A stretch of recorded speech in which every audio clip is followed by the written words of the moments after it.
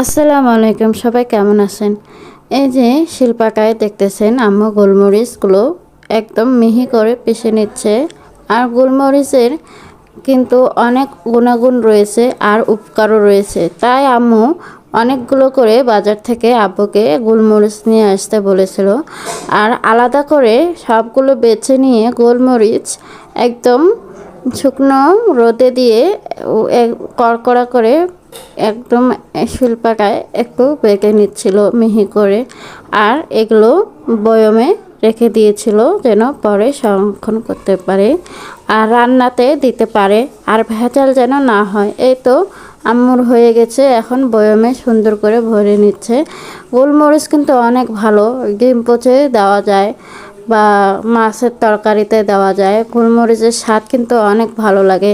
কার কাছে কেমন লাগে জানি না, আমার গোলমরিচের স্বাদ ভালো লাগে, একটু ঝাল ঝাল হয়, খেতেই ভালো লাগে। আর ঝাঁঝালো জিনিসটা অনেক ভালো লাগে। মাছের তরকারিতে দেওয়া যায়, মাছের তরকারিতে দিলে তো আরও আরও অনেক ভালো লাগে। এই তো দেখতেছিলাম যে গোলমরিচগুলো হয়ে গেছে কিনা, তো সুন্দর হয়েছে।